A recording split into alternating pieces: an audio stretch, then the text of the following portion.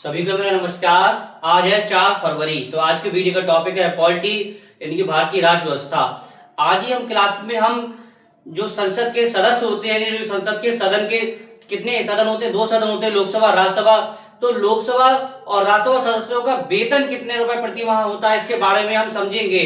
साथ में हम समझेंगे अनुच्छेद 108 यानी कि संयुक्त बैठक। तो संयुक्त बैठक कौन बुलाता है, इसकी अध्यक्षता कौन करता है, इसके बारे में समझेंगे। तो चलिए स्टार्ट करते हैं। सबसे पहले बात हो रही भाग 5 के अंतर्गत आता है। सबसे पहले पता होना चाहिए किस भाग के अंतर्गत आता है। तो अनुच्छेद 106 किसके भाग 5 के अंतर्गत आता है।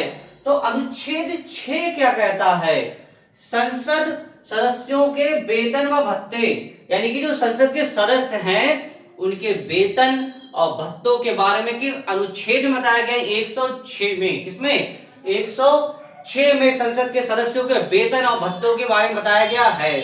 तो चलिए हम इसे समझते हैं। लोकसभा व राज्यसभा सदस्यों का वेतन कितना होता है, 1,24,000 रुपए प्रति माह यानी कि सभी भत्ते मिलाकर टोटल कितना होता है, 1,24,000 रुपए प्रति माह। यानी लोकसभा के जो सदस्य होते हैं, राज्यसभा सदस्य होते हैं, उनका वेतन कितना होता है, 1,24,000 रुपए प्रति महीने होता है इनका वेतन। अब बात करते हैं 107। अनुच्छेद 107 का है यानी विधेयक किस जो साधारण विधेयक होते हैं किस अनुच्छेद के तहत पेश होते हैं, 107 के तहत। इसे समझते हैं हम। साधारण विधेयक यानी अनुच्छेद 107 साधारण विधेयक के बारे में बताता है। संसद में विधेयकों को पेश करने और पारित करने संबंधित प्रावधानों का वर्णन है। यानी संसद में जो विधेयक पेश होंगे, क्या चीज, जो संसद में जो विधेयक पेश होंगे तो किस अनुच्छेद के तहत पेश होते हैं, 107 के तहत। लेकिन कौन से विधेयक पेश होंगे, साधारण विधेयक। इसी के साथ पढ़ते हैं, धन विधेयक को छोड़कर कोई भी विधेयक संसद के किसी भी सदन में पेश किया जा सकता है। सिर्फ कौन सा विधेयक, धन विधेयक को छोड़कर संसद के किसी भी सदन में विधेयक पेश किया जा सकता है। लेकिन अगर धन विधेयक का मामला होगा तो क्या चीज, धन विधेयक के मामले में इसका प्रयोग नहीं कर सकते, लेकिन किसके, साधारण विधेयक के मामले में पेश कर सकते हैं। किसमें, अनुच्छेद 107 के तहत। अब आती है मेन बात, अनुच्छेद 108।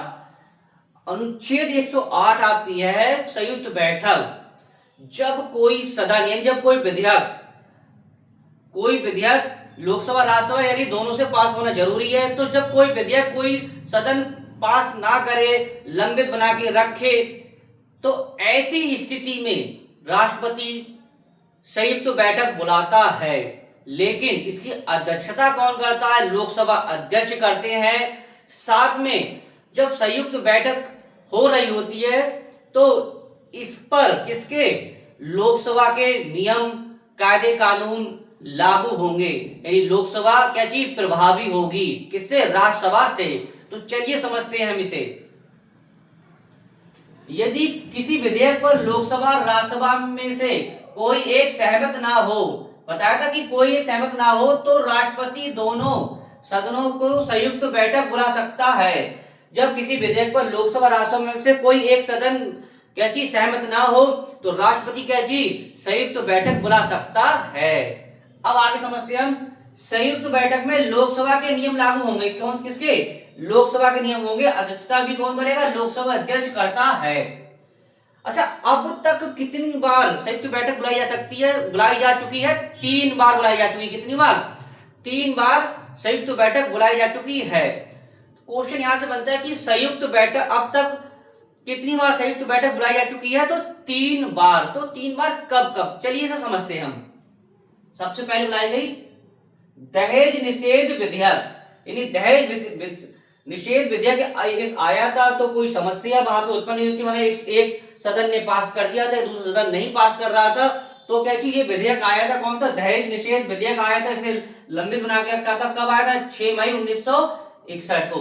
दूसरा एक विधेयक आया था बैंकिंग सेवा आयोग से संबंधित था, तो 16 इसकी डेट थी 16 मई 1978। और तीसरा था आतंकवाद निवारक विधेयक 26 मार्च 2002।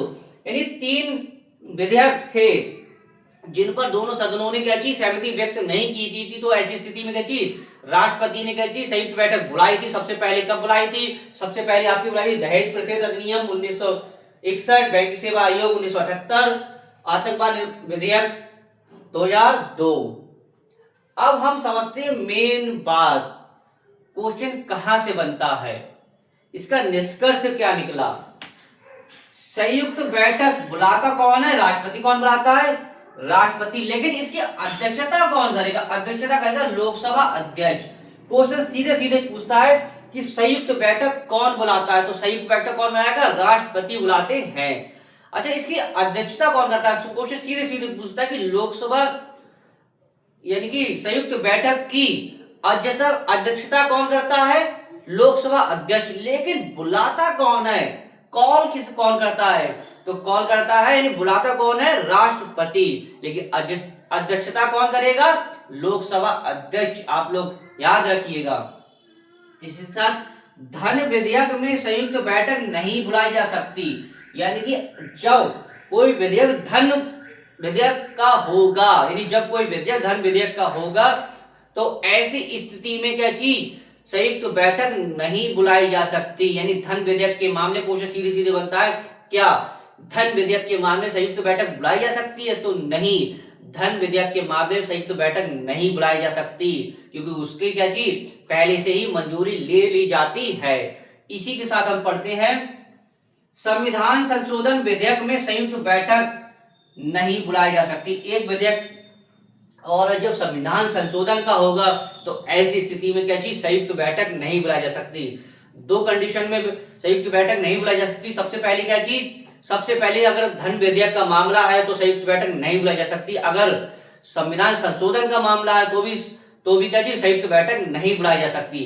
तो आज की क्लास में आपने क्या समझा, अनुच्छेद 106 क्या कहता है कि लोकसभा और राज्यसभा के सदस्य उनका वेतन कितना होगा, उनका वेतन होगा 1,24,000 रुपए प्रति माह। फिर आपने समझा 107 का साधारण विधेयक, यानी धन विधेयक को छोड़कर सभी विधेयक क्या चीज, धन विधेयक को छोड़कर सभी विधेयक 107 के तहत पेश किए जाते हैं। इसके बाद आपने समझा अनुच्छेद 108। अनुच्छेद 108 क्या है, अनुच्छेद 108 दोबारा से फिर से समझ लेते कि बहुत ही महत्वपूर्ण है। क्वेश्चन कई बनते हैं और कई एग्जाम में पूछ जाते हैं। तो अनुच्छेद 108 कहता है संयुक्त बैठक। तो संयुक्त बैठक सबसे पहले बुलाता कौन है, संयुक्त बैठक भारत के राष्ट्रपति बुलाते हैं। दूसरा, संयुक्त बैठक की अध्यक्षता कौन करता है, तो संयुक्त बैठक की अध्यक्षता लोकसभा अध्यक्ष करते हैं। साथ में धन विधेयक के मामले में संयुक्त बैठक नहीं बुलाई जा सकती, यानी कि अगर कोई विधेयक धन विधेयक का है तो संयुक्त बैठक नहीं बुलाई जा सकती।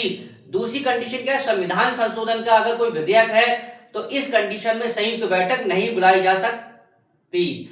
अब तक कितनी, 3 बार संयुक्त बैठक बुलाई जा चुकी है। 1961 में दहेज प्रतिषेध अधिनियम, 1978 आतंकवाद जो एक विधेयक आया था 2002, और एक आया था 1978 दहेज प्रतिषेध अधिनियम।